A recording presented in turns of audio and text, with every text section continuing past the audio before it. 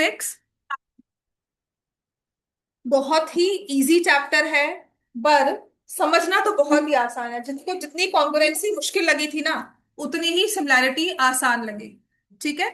दूसरी चीज, in congruency we had multiple rules. कभी एस से एस लगा रहे हैं, कभी एस एस एस लगा रहे हैं, लेकिन सिमिलैरिटी में ना, सच्ची बताऊं, सिर्फ एक ही रूल लगता है मोस्टली। 95% एंगल एंगल, और कभी दिया होगा तो साइड्स की रेशियो दी होगी तो पता है आपको कि आपने ही रूल लगाना है। Right. But coming to your question, जो हम आजकल सीबीएसई ने in last year, in this year COVID, is in this year final paper, ठीक है, और जो हमारा सेकंड बोर्ड पेपर हुआ है, इन दोनों के हिसाब से लगाओ ना, तो क्वेश्चंस इतने भी सीधे नहीं आए। बात समझ में आ गई? पूरे सेट्स को लेकर कुछ ना कुछ क्वेश्चन तो है जो लग रहा है कि एकदम से बाहर से है। विजिबली इतना नहीं हमें फीलिंग लगा कि अच्छा ये आता है। तो इसलिए focus on the concept, question को समझना है, टॉपिक को समझना है।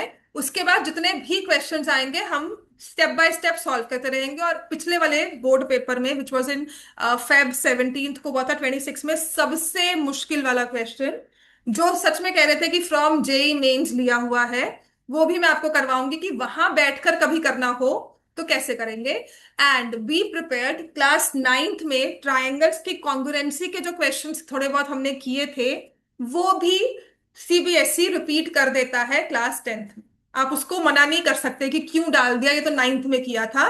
They can entirely skip similarity and give you question on congruency. बात समझ में आई? ठीक है। ताहिरा आज भी नहीं आएगी? साइंस क्लास आ रही है ये? क्यों नहीं आ रही है? बहुत छुट्टी मारती है।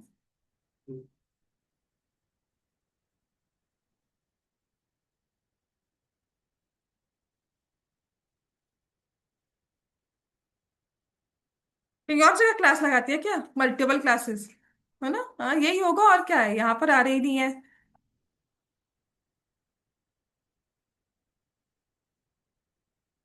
वैसे सारा आता है, और कुछ भी नहीं है कि ऐसा नहीं आता इसको। एपी के टेस्ट पेपर किसका चेक किया था ताइना का? कैसा था? हम्म। 29 में से मैंने। मिक्सर पे खाते, छुट्टी बहुत मारती है बच्ची। चलो, एनी हाउ, ट्राइंगल्स का चैप्टर, चैप्टर नंबर 6। तो सबसे पहली चीज जो हमने सीखनी है, व्हाट आर सिमिलर शेप्स। ठीक है। What can I say about similar shapes? ठीक है। अच्छा, सबने कोई ना कोई टॉल स्ट्रक्चर बिल्डिंग देखी होगी, जैसे वी हैड, कौन सा कोई भी पॉपुलर स्ट्रक्चर होता है, आईफल टावर देखा है ना? फिर उसका एक मिनिएचर बन के आपके पास आता है की चेन्स में, या फिर एज अ शो पीस, है ना? क्या वो सेम आईफल टावर जैसा है? ऑलमोस्ट सेम लग रहा है ना, आपको देखकर लगेगा कि हाँ वो आईफल टावर है। बट क्या वो एग्जैक्टली सेम है कि जो वहां पर है वही आपके पास है? नहीं, बिकॉज आपके पास साइज में छोटा है। राइट, वो छोटे से पीस है, उसकी एक मिनिएचर फॉर्म है, उसके जैसा है। बात समझ में आ गई? But if I give you this red pen for checking, है ना, और दूसरे बच्चे के पास भी यही रेड पेन है, same brand, same red pen, same वही कलर है, ऊपर से रेड है, सब कुछ, है ना? So what will you say, that both of us have the same pen. और अगर आप एक्सचेंज कर लोगे तो कोई फर्क होगा? किसी को कोई फर्क नहीं पड़ेगा, बिकॉज दोनों का सेम है, other than that emotional reasons, नहीं नहीं ये तो मेरे पास था। बात समझ में आ गई? So even if I give you these sheets, आप ये शीट्स लेते हो तो सबके पास क्या है? सेम है। एग्जैक्टली तो ब्लैंक शीट आपके पास है, कोई बच्चा शीट मांग रहा है, आप अपनी ब्लैंक शीट उसको दे दोगे, तो यहां से उठाना और वो लेने में कोई फर्क है? नहीं। कॉन्ग्रुएंसी होती है सिमिलैरिटी इन एवरी एस्पेक्ट। जो लास्ट ईयर हमने कॉन्ग्रुएंसी की थी, congruency is equal in every aspect, size, shape, colour, everything is same, that we can not distinguish one from the other. ठीक है। ट्रायंगल्स में कॉन्ग्रुएंसी, जैसे हम मैथमेटिक्स में आते हैं, रेक्टेंगल्स में कॉन्ग्रुएंसी, स्क्वायर में कॉन्ग्रुएंसी की अगर हम बात करते हैं, तो हम क्या लेते हैं कॉन्ग्रुएंसी में, कि अगर हमने एक चीज ली, एक स्क्वायर लिया और दूसरा स्क्वायर लिया, मतलब कल मैं आप सबको असाइनमेंट देती हूँ कि घर से ना 5 सेंटीमीटर के स्क्वायर्स कट करके लेके आने हैं, तो आप लेके आते हो, और वो भी एक ही सेम कलर। मैं आपको चार्ट पेपर भी सप्लाई कर देती हूँ, सेम है सबके पास, कोई फर्क नहीं है किसी के पास, कोई सेम कलर नहीं, कोई डिफरेंट कलर नहीं किसी के पास, कोई क्रीम कलर नहीं, कोई येलो नहीं, किसी का फेडेड पेपर नहीं, नथिंग ऑफ दैट सॉर्ट। आपको सिर्फ कट करके लाना है, और आप बहुत अच्छे बच्चों की तरह सब साइज मिलाकर, डायमेंशन मिलाकर अच्छे से कट करके लेके आ रहे हो।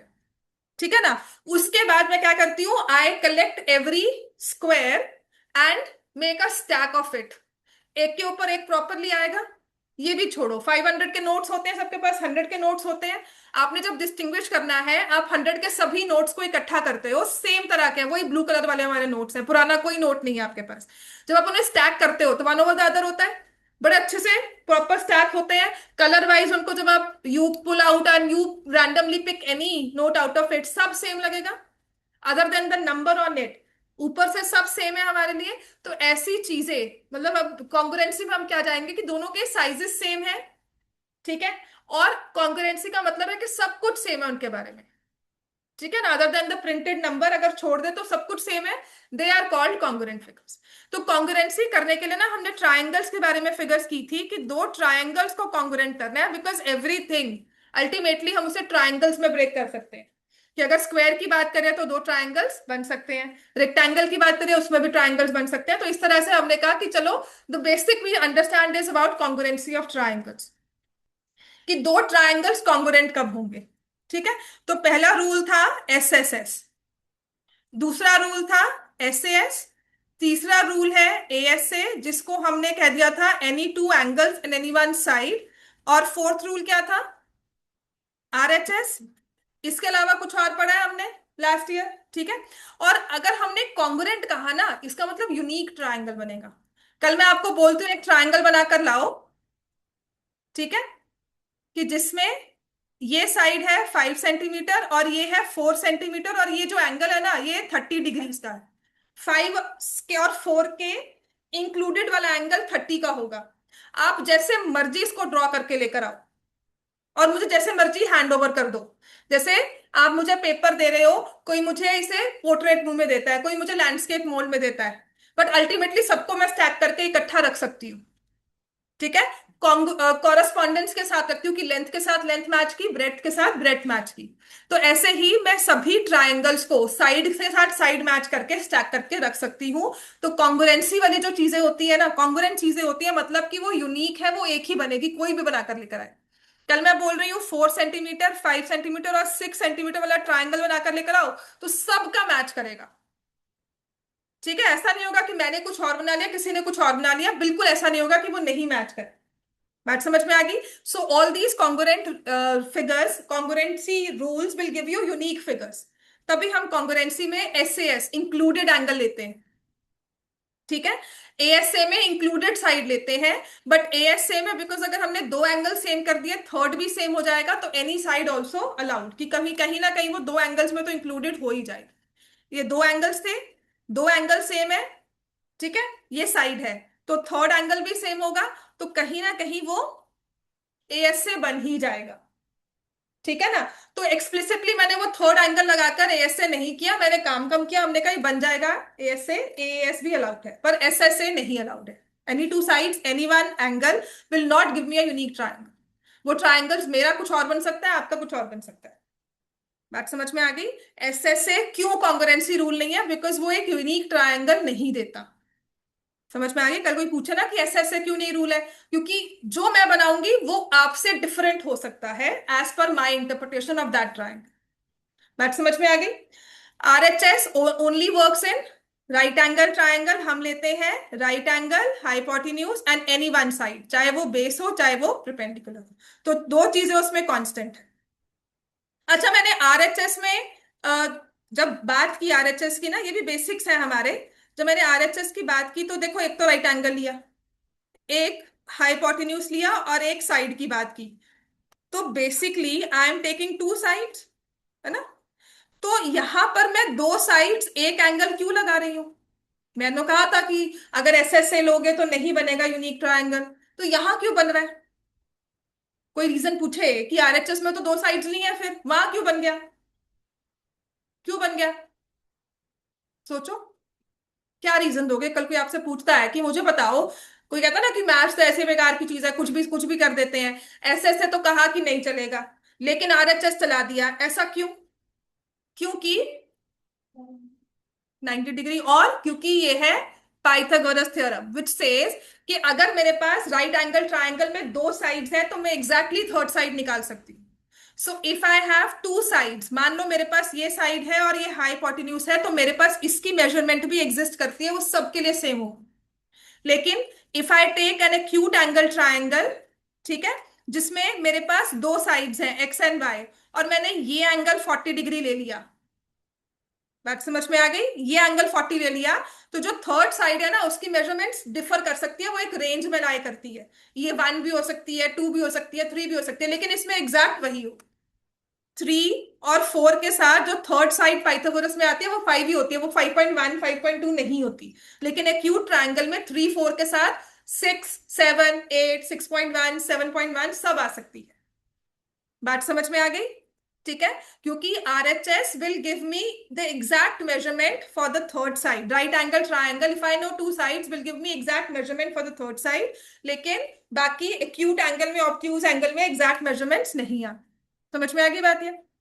अब आते हैं, हाउ डू वी से फिगर्स आर सिमिलर। तो सिमिलैरिटी फिगर्स में क्या होगी, लिखो। अच्छा, अब ना ये ट्रायंगल्स तक ही रिस्ट्रिक्टेड नहीं होता, कभी कभी ना हमारे एक्स्ट्रा क्वेश्चन जो आते हैं सिमिलर रोम्बस में आ जाते हैं, सिमिलर क्वाड्रिलेटरल्स में आ जाते हैं, सिमिलर ट्रेपीजियम्स में आ जाते हैं। तो what are similar figures? Similarity होती क्या है? एक तो चीज लेकर रखना, ratio between sides is same. सबसे अच्छा एग्जांपल है जूम इन जूम आउट करना पिक्चर को, है ना।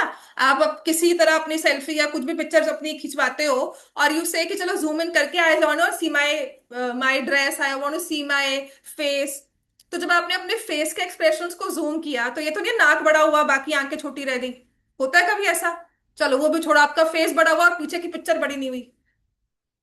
सिंपल जूम इन करते हो, so if you elongate your face, अगर आप अपने उस एक पर्टिकुलर पोर्ट्रेट को बड़ा कर रहे हो, तो अप्रोक्सीमेटली सभी जो आसपास की पिक्चर्स है वो सब बड़ी हो जाएंगी। दैट इज कॉल्ड सिमिलैरिटी, कि हमने जब किसी चीज को छोटा या बड़ा किया तो उसके आसपास का सबको छोटा बड़ा अकॉर्डिंगली हो गया। बात समझ में आ गई? तो सिमिलर फिगर्स क्या होती है? Ratio between sides is same. ठीक है, तो अगर मैं बात करती हूं सिमिलर ट्रायंगल्स की, when I talk about similar triangles, तो रेशियो ऑफ साइड्स तो सेम होगी, लेकिन साथ साथ हम क्या लेते हैं? Angles also equal. ट्रायंगल्स में ना ये दो चीजें लेकर चलते हैं, तो सिमिलर फिगर्स में दो चीजें लेकर चलते हैं। Corresponding angles are equal, corresponding sides are proportional. Ratio of side same ना, अब इसको थोड़ा टेक्निकल में लेते हैं, सिमिलर फिगर्स में भी कह सकते हो, नॉट ओनली पॉलीगन्स में कह देते हैं ना इसको, सिमिलर पॉलीगन्स ऑल्सो, इसको एक्सटेंड कर देंगे। वी से कॉरस्पॉन्डिंग साइड्स। अब कॉरस्पॉन्डिंग क्या होता है, बताओगे कोई?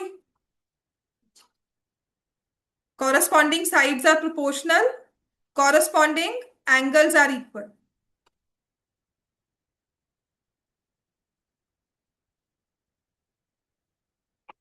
ठीक है। अच्छा, जैसे मैंने आपको कल कहा कि मेरे पेन्स को पेंसिल बॉक्स में अरेंज करके जाओ, सब इकट्ठे करो, तो सबने पेन लिया? किसी ने ऐसा रखा उसको? ऐसे स्टैंडिंग मोड में नहीं रखा।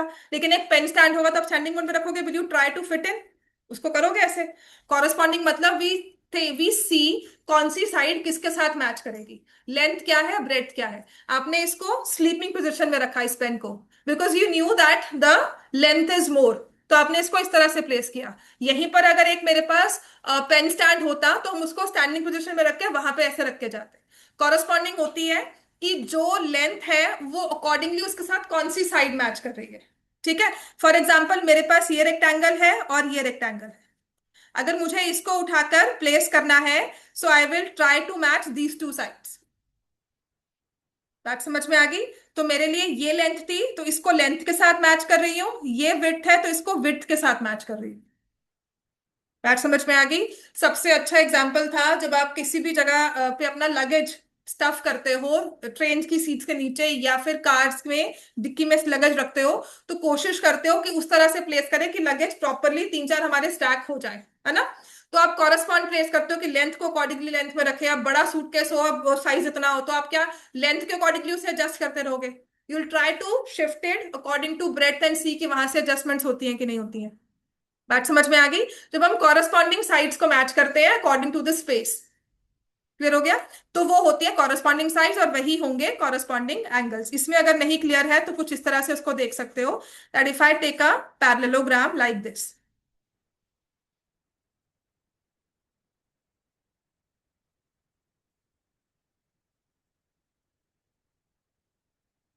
ठीक है? ये पैरेललोग्राम लिया,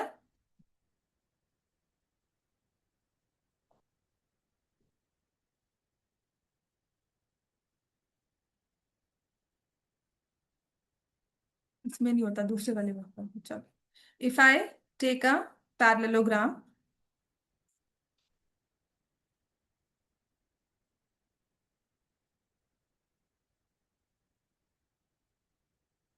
और एक दूसरा वाला अप्रोक्सीमेटली मैं सिमिलर वाला लेकर चल रही हूँ, तो जब मुझे इन्हें मैच करना है आपस में, तो मैं क्या करूंगी? मैं इसको उठाकर I will try to match these two sides, मैं इस एंगल्स को मैच कर रही हूँ।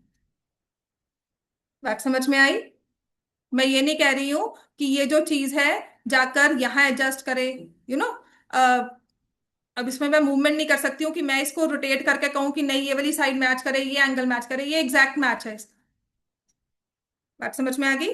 तो ये वाली साइड इसके साथ कॉरेस्पॉन्ड कर रही है, ये वाली साइड, नीचे वाली साइड स्लीपिंग वाली जो लाइन है वो नीचे वाली साइड के साथ मैच कर रही है। बात समझ में आ गई? तो इसी वजह से ये वाला जो एंगल है वो प्रॉपर फिट हो रहा है। तो that's what we say are corresponding angles and corresponding sides. Think about it, अगर सोच सकते हो इसको और सोचना, if you not understood. But ये होती है corresponding sides and corresponding ratios. ठीक है, अपने बुक में आ जाओ। सिमिलर फिगर्स में उन्होंने सब कंडीशंस लिखी हुई हैं, बहुत जरूरी है, ये पढ़ लो अब।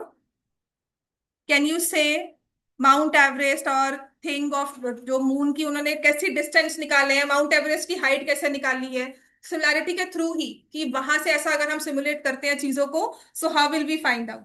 तो this is your page, second page में सिमिलर फिगर्स लिखा हुआ है ट्राइंगल्स में ना, मेरे पास पुरानी बुक है, सिमिलर फिगर्स लिखा हुआ ना, पेज नंबर बता बेटा।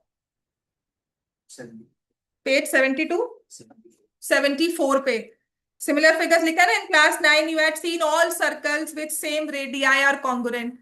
तो सर्कल्स कब कॉन्ग्रुएंट होते हैं? जब उनकी रेडियस सेम होती है। बुक नहीं है वरदान? बुक नहीं है तुम्हारे पास? है सबके पास? क्या कर रही है घर पे? आराम? थक गई थी बहुत ज्यादा? बुक्स लेकर आनी है, मैं कुछ करवाऊं चाहे ना करवाऊं। ठीक है, चलो। सिमिलैरिटी में we have all the circles with same radii are congruent, ठीक है ना। तो सर्कल्स में सिर्फ एक ही डायमेंशन होती है, रेडियस। तो छोटा बड़ा कर दो सर्कल को, एक के ऊपर एक वैसे भी स्टैक होगा, सेंटर से उसको अगर लाइन कर देंगे तो आराम से एक के ऊपर एक स्टैक हो जाएगा। ठीक है, तो all the circles are congruent, all the squares with same side length are congruent. चारों की चारों साइड सेम होंगी तभी वो कॉन्ग्रुएंट होंगे, तभी स्क्वायर बनेगा, अगर अगर एक साइड इक्वल है। रेक्टेंगल्स, अच्छा, equilateral triangles with same side lengths are congruent, है ना।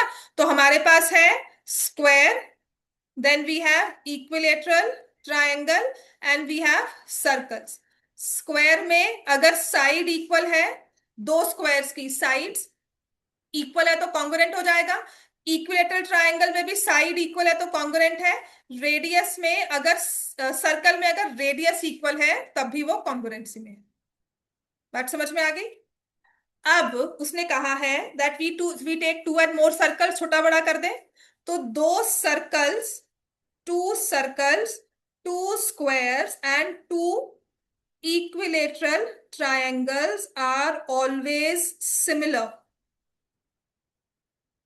एक इक्विलेटरल ट्रायंगल ड्रॉ किया विथ 6 सेंटीमीटर और एक दूसरा ट्रायंगल ड्रॉ किया विथ 4 सेंटीमीटर, ये हमेशा आपस में सिमिलर होंगे। लिख लो, two circles, two squares and two equilateral triangles. देखो उसने फर्स्ट सेकंड थर्ड आपका फिगर 6.1 में मैच किया हुआ है ना।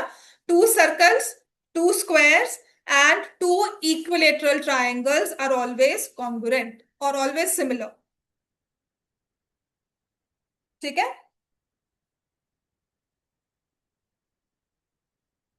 समझ में आ गई बात ये? राइट। अच्छा, एक चीज और आती है कि ये ना सबसे एक जरूरी लाइन है, लिख लो। Similar figures and congruent figures. ठीक है? Congruent figures are always similar. Similar figures may और may not be congruent।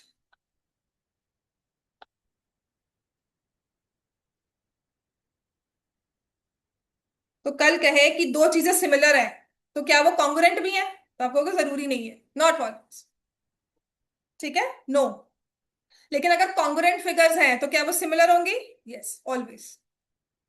ठीक है? So congruent figures are always similar, similar figures are not always congruent. ठीक है? assertion रीजनिंग में question आता है, congruent figures are always similar but similar figures are not always congruent. बात समझ में आ गई? assertion रीजनिंग में या फिर आपके एमसीक्यूज में क्वेश्चन आते हैं, two isosceles right triangles are similar congruent, right? ऐसे ही सिमिलर एंड कॉन्ग्रुएंट, मे और मे नॉट बी कॉन्ग्रुएंट, तो सब कुछ ऐसे चीजें लिखी हुई है उसमें। क्या? वो मैं करवा दूंगी। बी पार्ट नहीं आएगा अभी, तुम सिर्फ स्टेटमेंट याद करोगे that similar figures are not always congruent, congruent figures are always similar. वो मैं एग्जैक्ट क्वेश्चन करवाऊंगी। ठीक है? अब इसके बाद आते हैं कि when we talk about any random quadrilateral, for example अगर मुझे रेक्टेंगल को सिमिलर करना है, टू रेक्टेंगल्स को सिमिलर करना है, ठीक है? I am talking about to rectangles, इसको सिमिलर करना है, तो हम क्या करेंगे?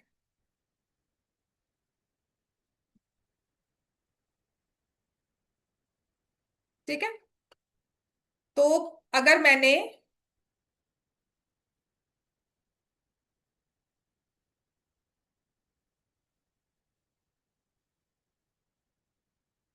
ये भी रेक्टेंगल है आपस में, ठीक है? I try and pick this one, और मैं इसको रखती हूँ ऐसे, तो क्या आप सिमिलर मान लोगे इसको? ठीक है? सिमिलर वो होगा जो, अगर मैं लेंथ को लेंथ के साथ मैच कर रही हूं, ठीक है? लेंथ को लेंथ के साथ मैच किया, चलो और कर दिया प्रॉपरली, लेंथ को लेंथ के साथ मैच किया, क्या विड्थ भी मैच हो गई? नहीं, विड्थ बढ़ गई ना। सिमिलैरिटी का मतलब है कि इसमें दो डिफरेंट डायमेंशंस थी, तो अगर मेरी लेंथ एक स्टेज ऐसी आए कि जितना हमने उसे जूम आउट किया, जूम इन किया, तो अगर लेंथ मैच होगी ना तो विड्थ भी मैच होनी चाहिए। ठीक है? So two rectangles, two similar rectangles, two rectangles are similar, लिखो, two rectangles are similar when their lengths and breadths are in the same ratio।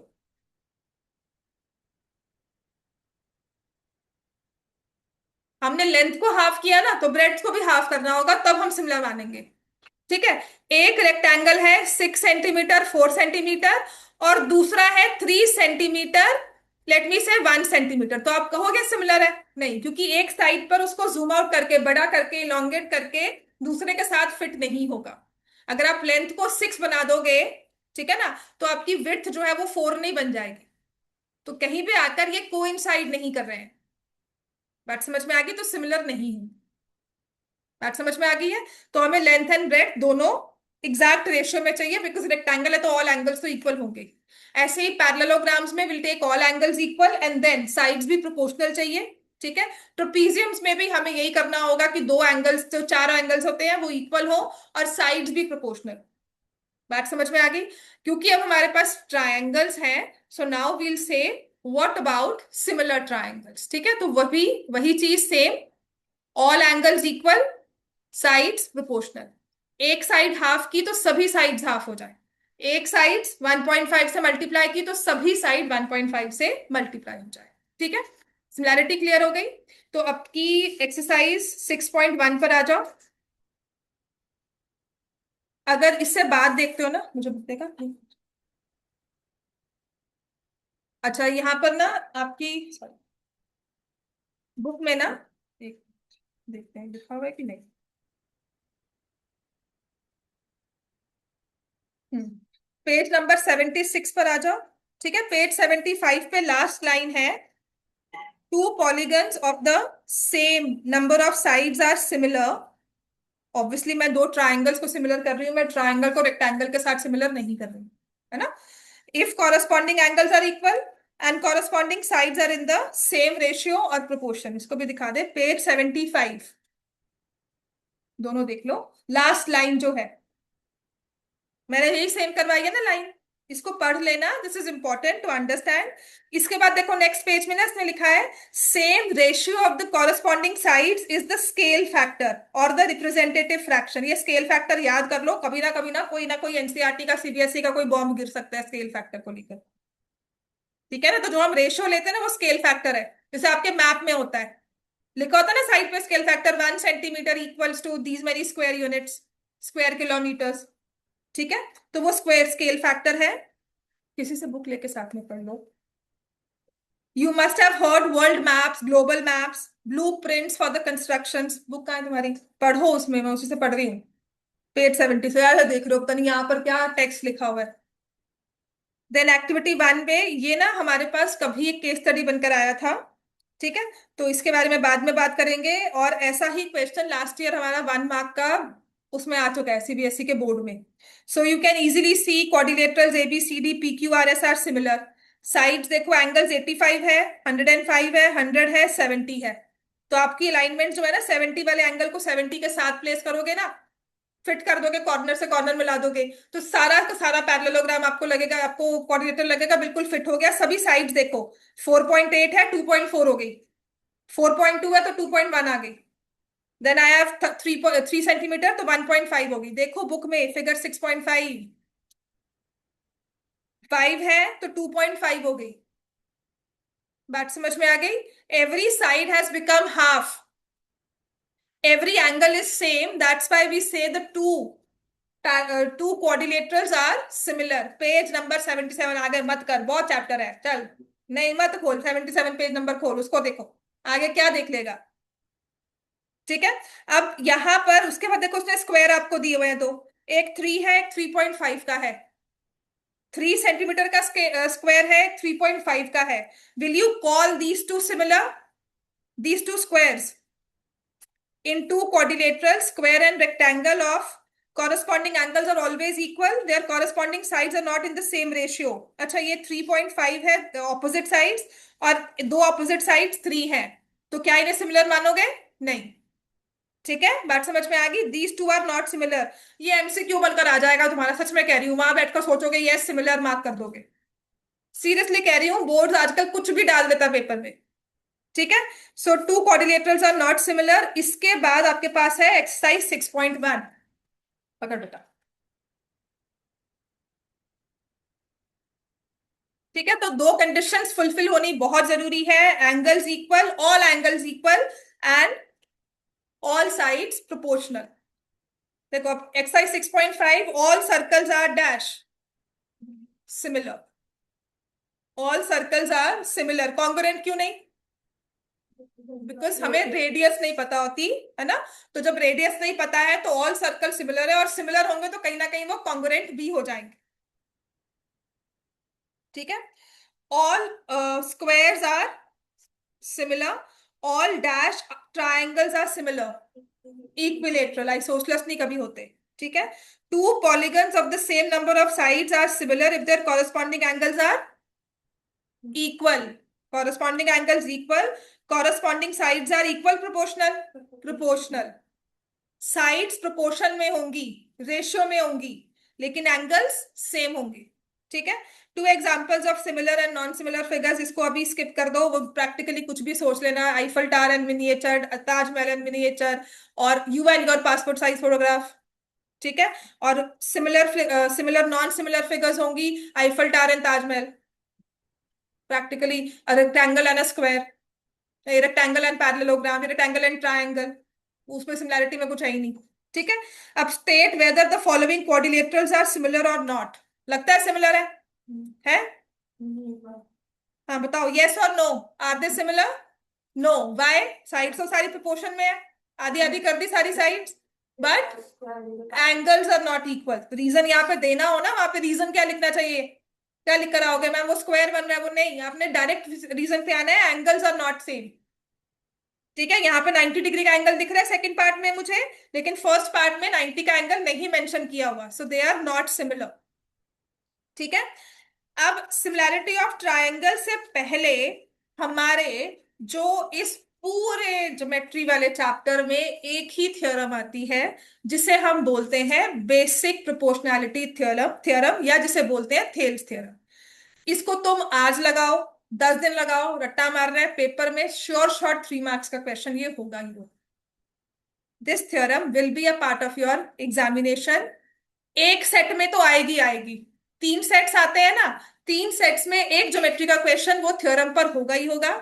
हो सकता है सर्कल्स में से कोई थ्योरम आपको और दे दे साथ में सेकंड सेट में, तो आपके पास कौन सा सेट आएगा आपको नहीं पता, पर ट्रायंगल्स की ये थ्योरम पेपर में होगी ही होगी। ठीक है, तो पहले तो इसको समझना है, रेस्ट सिमिलैरिटी हम कल करेंगे। आज हमें जो करना है ना अभी, वो है about Thales theorem and basic proportionality theorem. कैसे रट्टा मारना है, कैसे स्टेप्स याद करने हैं, कौन से पॉइंट्स याद करने हैं, मैं आज आपको सारा समझा दूंगी। ठीक है, तो लिखो, we have basic proportionality theorem. क्या लिखोगे? बेसिक प्रोपोर्शनैलिटी, प्रोपोर्शन लिखना है, एंड प्रोपोर्शनैलिटी थ्योरम, जिसे थेल्स थ्योरम भी कहा जाता है। ये तो लास्ट ईयर बहुत शोर मचा कि डिफिकल्ट पेपर्स आते हैं, ये आते हैं, पता नहीं क्यों, क्योंकि सभी अजीबोगरीब पेपर थे। अदरवाइज एक पूरे, अगर हमारे पास 6 सेट्स होते हैं ना, 6 डिफरेंट पेपर्स होते हैं, तो उसमें से एक तो सबसे मुश्किल होता ही है। And how did CBSE give different question, सच में बताती हूँ, एक पेपर में ना दे वर सेइंग तो आउटसाइड है, हमें इसका कन्वर्स तो है ही नहीं। ठीक है, और क्या किया सीबीएसई ने, कन्वर्स की स्टेटमेंट लिख दी और कहा prove the converse of this statement. तो कहते कन्वर्स की स्टेटमेंट लिख के हम कैसे प्रूव कर दे, बीपीटी तो दी नहीं हुई, वो तो हमारे सिलेबस में नहीं है। बात समझ में आ गई? तो इस चीजों को बड़े ध्यान से रखना है कि what is basic proportionality and what is the converse. और आपको सिर्फ एक ही प्रूफ है बेसिक प्रोपोर्शनैलिटी का, कन्वर्स आउट ऑफ सिलेबस है। समझ में आ गई बात? उसको यूज करेंगे, उसको प्रूव नहीं करना हम। अब आते हैं ऑन बेसिक प्रोपोर्शनैलिटी थ्योरम। ये क्या कहती है? दैट इन अ ट्रायंगल, तो ट्रायंगल की बात हो रही। पहली चीज तो ये एप्लीकेबल किस में है? ट्रायंगल में। पूरा लिखना, यहां पर मेरे पे मत जाओ, मैं बहुत बार लिख चुकी हूं, इतनी बार लिख लिख कर, और तुम्हारे साथ जितनी बार आपको लिखवाऊंगी उतनी बार मैं खुद लिखूंगी यहाँ क्लास में बैठकर। In a triangle, if a line is drawn parallel to any one side। ठीक है, अब साथ साथ समझो इसको, कि मैंने ये ट्रायंगल लिया। ठीक है, and I take this line. कहते हैं लाइन ना हमने इस तरह से ड्रॉ किया कि this is drawn parallel to any one side. Of course पता क्या है, हमारा व्यू जो होता है ना वो वर्टिकल, हमारा सामने देखने वाला व्यू है, तो हम जब इसको देखेंगे ना तो हम इसको वर्टिकली, मतलब ऐसा प्लेस करेंगे जो हम जल्दी समझ सकते हैं। ठीक है, तो यूजुअली जो ये प्लेसमेंट होती है इस चीज की, इट इज लाइक दिस। तो कहते हैं इसको ड्रॉ हमने एनी, इसको पैरेलल ड्रॉ करना है टू एनी वन साइड। अच्छा, जब ऐसे होगी तो पैरेलल है, मान सकते हो, ऐसे होगी तो पैरेलल है, इस तरह से भी पैरेलल है, इस तरह से पैरेलल है, इस साइड को पैरेलल है कि नहीं है, चाहे वो ट्रायंगल के बाहर है, पर पैरेलल है कि नहीं है। तो वो कहता है आपने लाइन तो ड्रॉ की है ट्रायंगल में पैरेलल, लेकिन किस तरह से ड्रॉ किया? तो मैं सारा लूं, कोई बंदा यहाँ ड्रॉ कर दे, कोई कहे नहीं मेरा तो मन यहाँ पैरेलल है ड्रॉ करने का। तो उसने कहा इस तरह से ड्रॉ करनी है, that if a line is drawn parallel to any one side to intersect the other two sides,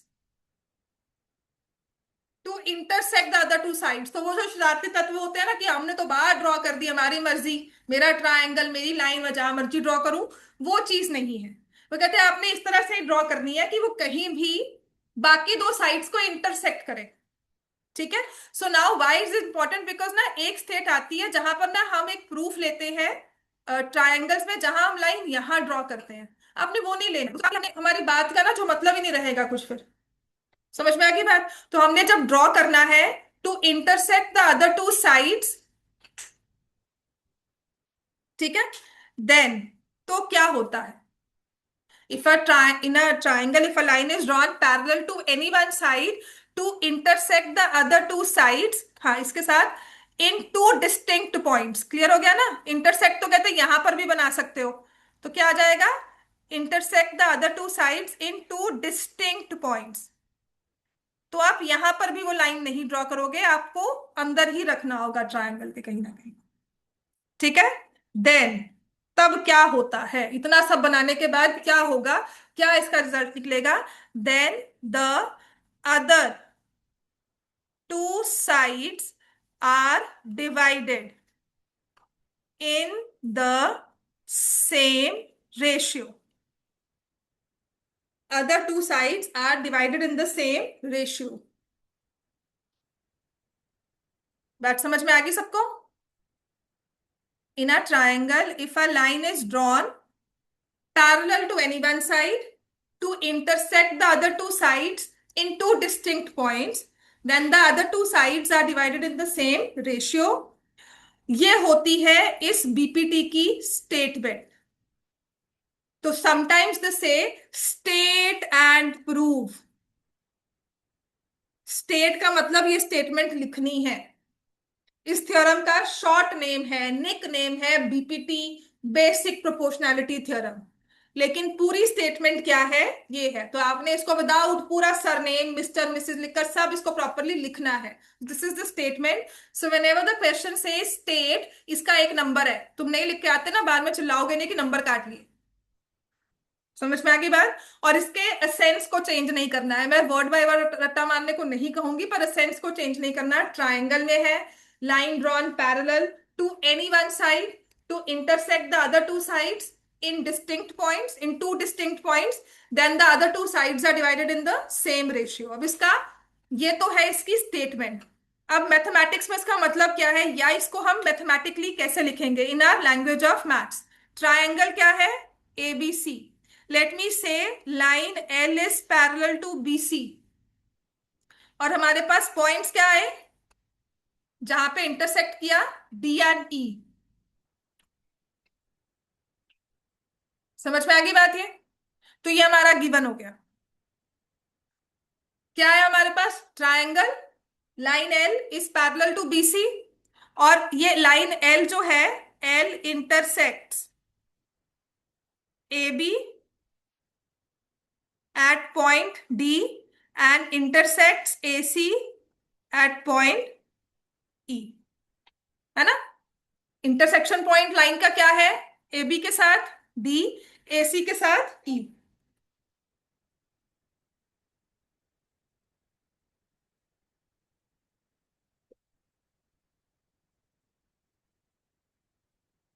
बात समझ में आ गई।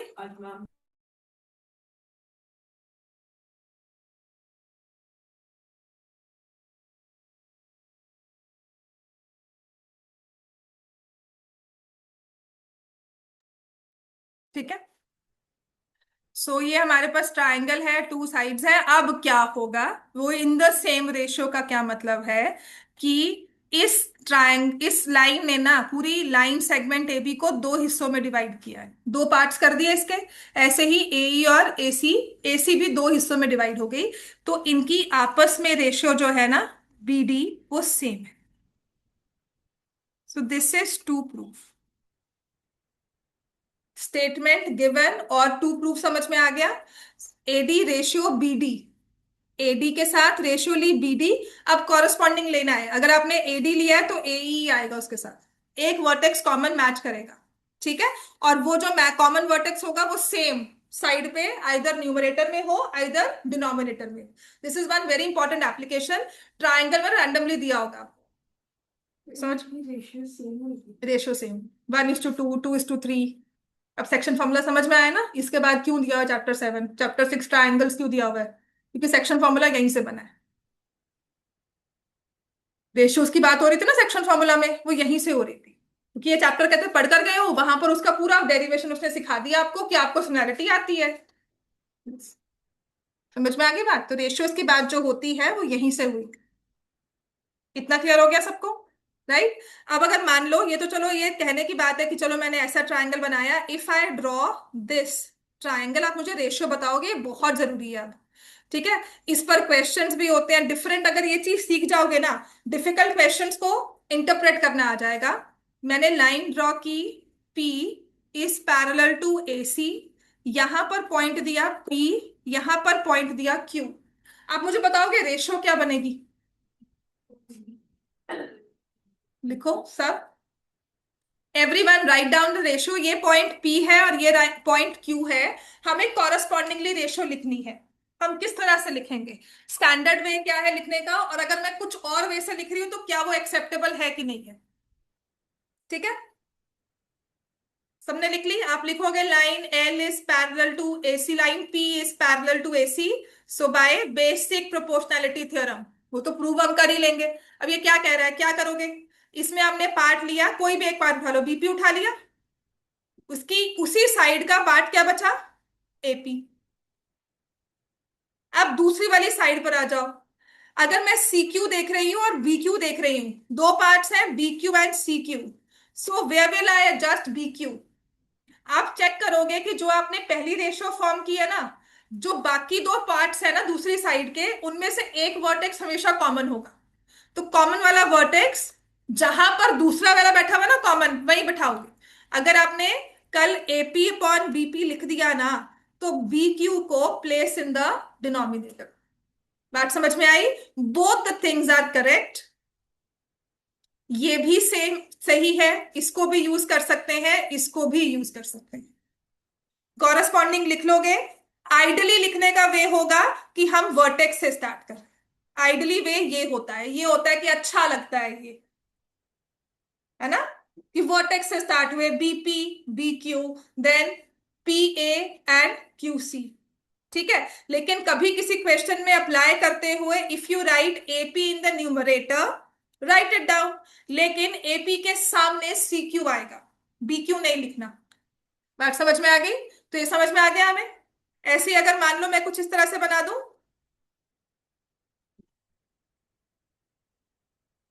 PQ एंड R, और यहां पे लिख दिया S and T, ST is parallel to PQ।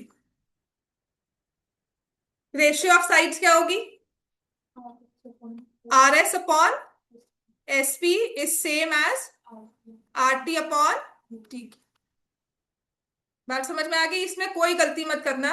अगर आप ये चीज सीख जाते हो तो 70% क्वेश्चन में एप्लीकेशन समझ में आ जाती है, और वहां गलती नहीं। कल मैं जल्दी से कोई डिफिकल्ट क्वेश्चन जिसमें मल्टीपल फिगर्स बनी हुई हैं, दो ट्राइंगल यहाँ दिख रहा है, एक ट्राइंगल वहां दिख रहा है, दो पैरेलल लाइंस गिवन है, तो वहां पर हम इजीली स्किम कर सकते हैं कि अच्छा मैंने ऐसे लिया रेशियो। बात समझ में आ गई? और I could have taken PS upon SR, QT upon TR, वो भी ले सकते हैं। अब आते हैं इसके प्रूफ पर। ठीक है। ये हमारे पास था, in a triangle line is drawn parallel to one side. ठीक है, तो हमने ये गिवन लिखा, this is the to proof, और इसको आप प्रूव करना है। तो मेरे पास ना ये जो ट्राइंगल है ना मेरे सामने होना चाहिए। बात समझ में आई? इसको कहीं उड़ा मत देना कि एक पेज पे। आइडियली ज्योमेट्री का जो क्वेश्चन होता है ना, आपकी फिगर आपके सामने होनी चाहिए। फ्रंट पेज और बैक पेज पे प्रूफ ना हो, इस साइड पर और इस साइड पर प्रूफ, मतलब मेक श्योर वो डबल पेज पे आप उसको लिख रहे हो। प्रूफ क्वेश्चन भी है और प्रूफ सारा वहां पे है, टीचर को चेक करना बहुत आसान होता है। So I took ABC here. ठीक है। एक लाइन पैरेलल थी, DE ले लिया यहां से, और इसको L ले लिया। गिवन सबने लिख लिया था, और टू प्रूव भी सबने लिख लिया था। टू प्रूव मैं यहाँ पे फिर से लिखूंगी। अब इसको प्रूव करने के लिए ना आपने दो चीजें याद करनी है। ठीक है। सबसे पहले होता है एरिया ऑफ ट्राइंगल। तुम्हें याद करना है कि जब मुझे इसे प्रूव करना है ना, I will take area of triangle. क्या होता है एरिया ऑफ ट्राइंगल का फॉर्मूला? कितने फॉर्मूला सीखे हैं भाई? सबसे बेसिक जो सबसे इंपॉर्टेंट, मतलब हर बार यूज करते हो, half into base into height. ठीक है। हमने ये एरिया वाला फॉर्मूला याद रखना है कि इसके प्रूफ में ना मैं एरिया ऑफ ट्राइंगल यूज करती हूँ। तो कल कुछ भी याद ना आए ना, एरिया ऑफ ट्राइंगल करके आओगे। और अब तो इसमें कुछ और बेचारे के पास है नहीं, तो हमें कुछ कंस्ट्रक्शंस करनी होगी, बिकॉज अगर एरिया ऑफ ट्राइंगल है ना, तो मुझे कहीं ना कहीं इसकी हाइट इसको देनी है। ठीक है, कोई ना कोई इसकी हाइट ड्रॉ करनी है। तो मैं क्या करूंगी, कंस्ट्रक्शन में एक हमारे पास वर्टेक्स है D, from D draw D, book में क्या लिखेंगे, डी एम लिखा है ना, वही दे दो ना, कल बुक वाला भी पढ़ोगे।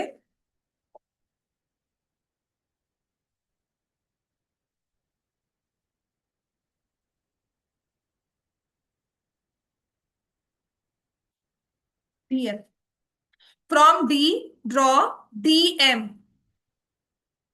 परपेंडिकुलर बनेगा तो कौन सी साइड को बनेगा, जाके उधर बनेगा ये, है ना।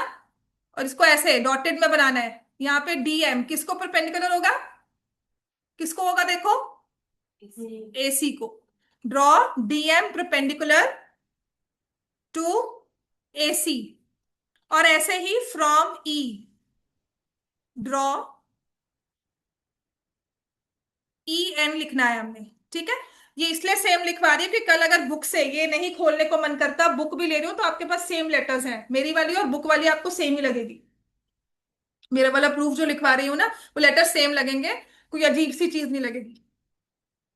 राइट। ई एन किसको परपेंडिकुलर होगा बच्चों, बता दो अब तो, किसको होगा। ठीक है ना। मैं ये इस तरह से लिखवा रही हूँ कि तुम्हें ये कुछ नहीं पढ़कर गए वहां पेपर में ब्लैंक हो गए, तो कुछ तो लिख कर आ पाओ, कोई स्टेप्स याद आ जाए कि एरिया ऑफ ट्राइंगल तो परपेंडिकुलर ड्रॉ करनी है, तो यहाँ डी और ई से ऊपर वाली सब तरफ में परपेंडिकुलर्स ले जाओ। ठीक है। इसके बाद ना ज्वाइन करना है किसको, यहां से बी और ई को और सी और डी को। अब मेरे साथ क्या हुआ था, जब मैंने पहली बार थ्योरम की रट्टा मार ली, दूसरी बार बड़े जोश में मैं थ्योरम सिखा रही थी और आई टुक अ रॉन्ग ट्रायंगल क्लास में। ठीक है। अब जब आप फ्लो में होते हैं ना, आप बहुत लगता है कि हाँ आता है आता है, कॉन्फिडेंटली कुछ भी गलत पढ़ा देते हो। वो क्लास में ना मैंने गलत पढ़ा दिया और मुझे समझ ना आया कि प्रूफ क्या करूं। तो to avoid that embarrassment again, I actually thought कि how could I have thought कि मैं कल बिल्कुल बिना सोचे समझे कुछ पढ़ा रही हूँ तो मैं ट्रायंगल बिल्कुल सेम लूं। मैं आपको वही चीज समझाती हूँ कि जहां से कुछ भी नहीं याद आ रहा ना, पेपर में बैठे हो 10 मिनट है, कुछ समझ नहीं आ रहा, तो लास्ट के 10 मिनट में पिकअप, 10 मिनट में पिक कर सकते हो कि फटाफट से हम लिख ले। और जब माइंड ब्लैंक है तो there will be one way जहां पे आप बिल्कुल सही से कर लोगे। ठीक है। तो गलत नहीं करना, कल कंफ्यूज भी होते हो तो आपको पिक करना आ जाएगा। पहली चीज है हमारे पास है एडी यहां पर, तो आपने वो ट्रायंगल लेना है जिसमें एडी बेस है और बन रहा है एडीई। ठीक है। फिर यहां पर उसके सामने है एई, वो ट्रायंगल लेंगे जिसमें एई बेस है, वो है एडीई अगेन। ये तो मैं सही लेती हूँ तो सब सही ले लेंगे। इसके बाद आता है बीडी, जिसमें बेस बीडी हो और हाइट बीडी पर आए। ठीक है। बेसिस बीडी, हाइट भी लो सेम। तो हमारा वाला ट्रायंगल होगा जिसमें बेस बीडी हो और हाइट आए यहां से, जो एबी एबी को ड्रॉ की हुई है, बेस बीडी और ये हाइट, तो हमारा ट्रायंगल हो जाएगा बी डी ई। यहां से हो जाएगा सी ई डी। ठीक है। सो कभी ये नहीं लेना कि ये वाला ट्रायंगल उठा लो D D, D B C और ई बी सी, वो नहीं लेना क्योंकि बेस बी सी हो जाता है, बेस सेम नहीं रहेगा। बात समझ में आ गई सबको। तो नेक्स्ट लिखो। अब इसको प्रूफ कैसे करना है, join BE and C D. अब आ जाओ प्रूफ पे। ये सब लिख लिया, इसको इरेज कर दो। कंस्ट्रक्शन लिख ली सबने। ठीक है। अब मैंने आपको कहा था याद रखना है एरिया ऑफ ट्रायंगल। प्रूफ में आ जाओ। Area of triangle A D E, half, एक बार लेना है एडी, और इसका हाइट क्या होगा एडी के साथ, क्या होगी height, E N, corresponding height होती है ना जो बेस एडी पर आ रही है, आई टेक ई एन। समझ में आ गया। और ऐसे ही एरिया ऑफ ट्रायंगल एडीई, क्योंकि एडी तो हमने ले लिया, अब अपने आंसर में एई लेना है, तो क्या हो जाएगा हाफ इंटू एई इंटू दूसरी वाली साइड जो एई पर आ रही है डीएम, जो परपेंडिकुलर एई पर आ रहा है दैट इज डीएम।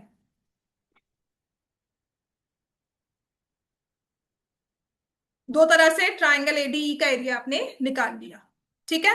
अब यहां से फिर हम लेंगे area of triangle BDE. BDE तो लिखोगे half into B D into E N लिख दोगे।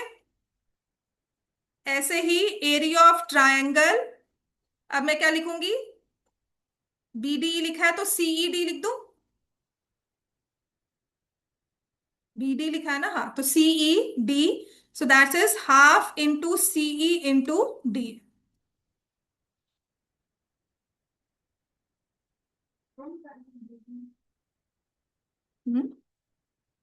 बीडीई में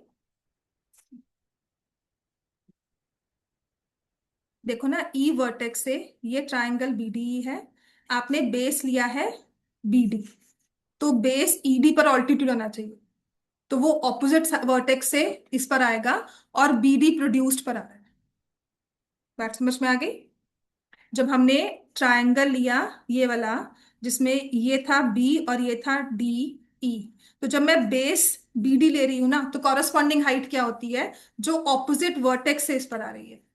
ठीक है, अब ये बीडी को एक्सटेंड करके फिर इंटरसेक्ट करेगी, तो basically I am finding distance between this vertex and this side. ठीक है, so half into B D into E N, और वैसे भी कंफ्यूजन आए ना, तुम्हारा ये ए डी और बी डी का हाइट सेम लिखना चाहिए तो वहां पर। ठीक है,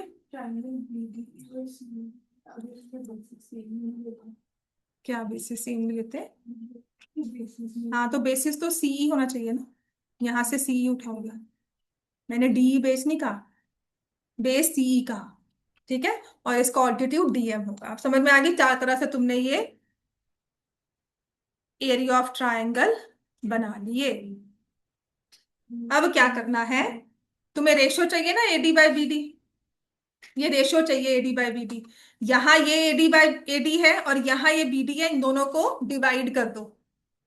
ठीक है, अब ये काम थोड़ा सा हम विदाउट फिगर करेंगे, डिवाइड 1 और 3, ऐसे ही लिखेंगे, डिवाइड 2 और 4।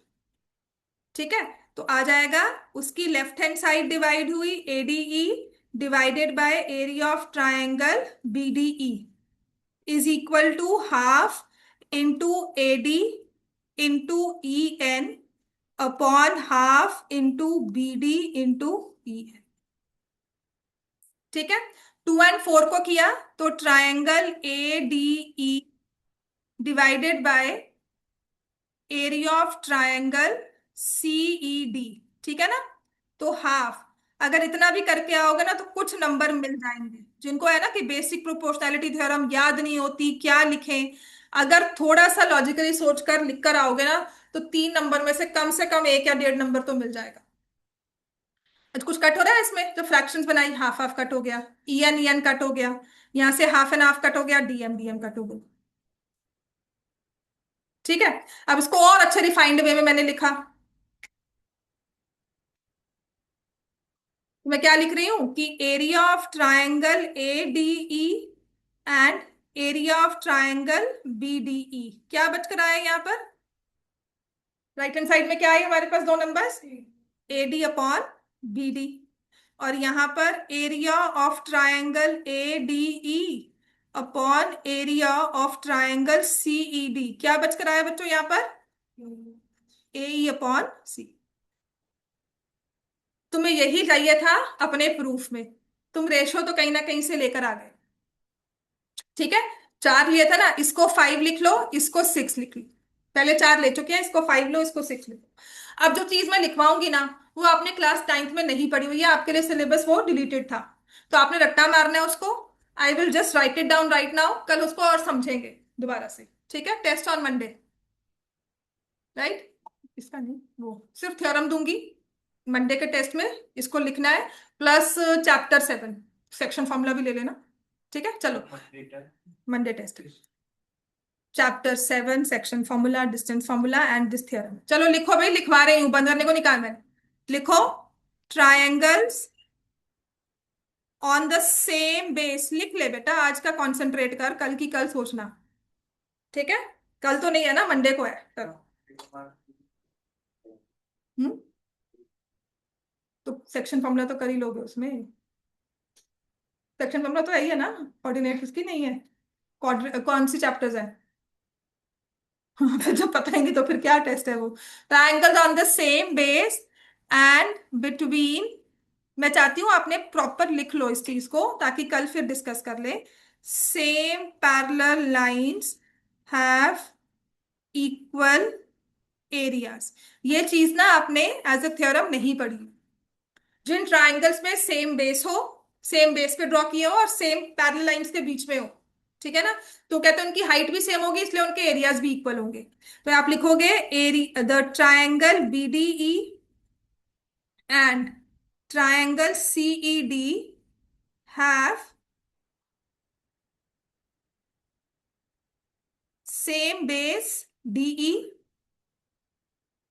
and between same parallel lines DE and BC.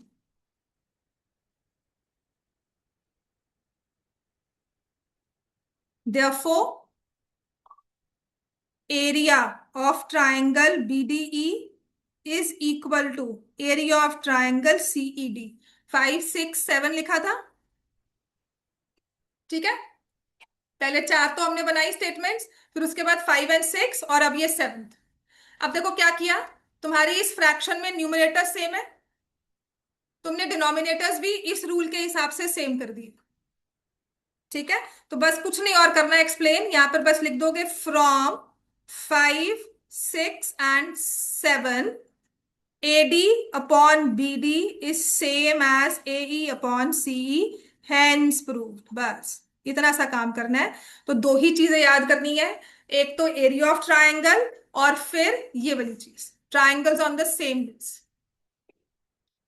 4 बार एरिया ऑफ ट्राइंगल लिखोगे, ठीक है, and then triangles on the same base. उसके बाद बस हमें दो स्टेटमेंट्स लेनी है and hence we are proved. बात समझ में आ गई? एक दिन में याद नहीं होने वाली, इसको 2 3 बार पढ़ना होगा, but this is one statement